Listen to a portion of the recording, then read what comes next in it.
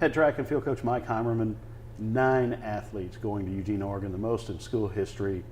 Talk about the pride that you have in that accomplishment and in these young people. Full of pride. I mean, Northwestern State's had a very good track and field program over the years. I mean, you can list the names. There's a long list. So it just shows the diligent work out of my assistants and the athletes to get where they want to be. That's where they all wanted to go, and for them to get there, that's just, I mean, it's as a coach, you're super proud. I mean, it's the highlight. It's all the hours of the junky work, the behind the scenes work that we have to do that just makes you feel good when the athletes do and they get to fulfill their dreams of running at the highest caliber.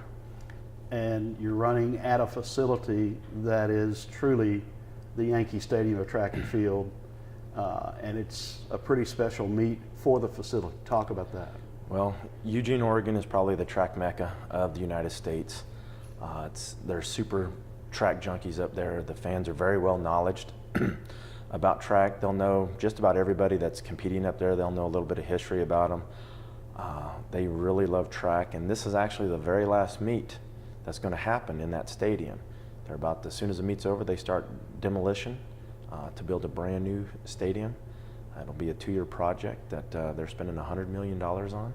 It's hard to believe that someone's going to spend $100 million on a track facility, but University of Oregon's doing it. So with the history there and Hayward Field and all the Olympic trials they've hosted there, all the NCAA championships they've hosted there, for this to be the last one, it's, in my eyes, this is really a special meet for these 9 young athletes to get to an experience.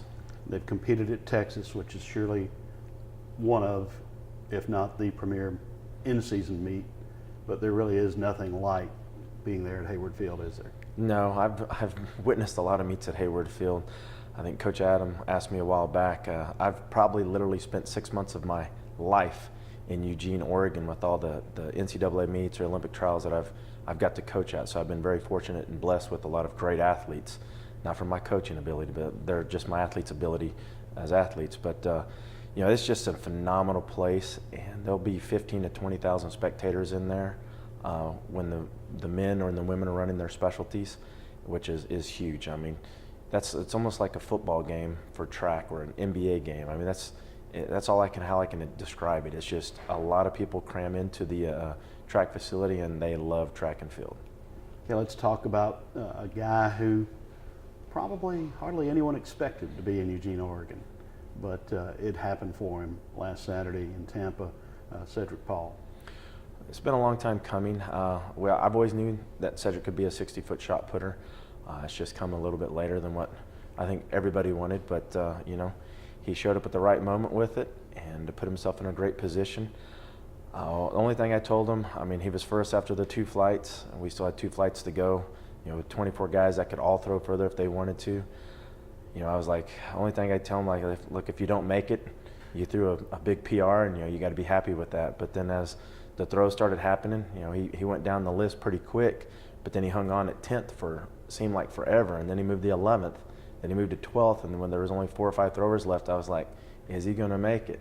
And for him to make it, that's a huge thing. You know, like I was telling one of the reporters earlier, for any of these kids to make it to Eugene or the national championships, you're literally in the top 1% of your sport, of your event. You're in the top 1%. So to be in the top 1% is huge. So, you know, very proud for Cedric. He's my first male non-javelin thrower to ever make the national championships. So I'm pretty pumped about that. I've had you know, a female shot putter make it twice and a couple female discus throwers, but I've had a slew of javelin throwers. So I'm very happy to get my first, you know, shot putter at the national championship. So it was a very big moment for you know, for him, and a big moment for me because there was a lot of work put into those 4 years, and I'm very, very happy for Cedric because it's a huge accomplishment to make it there.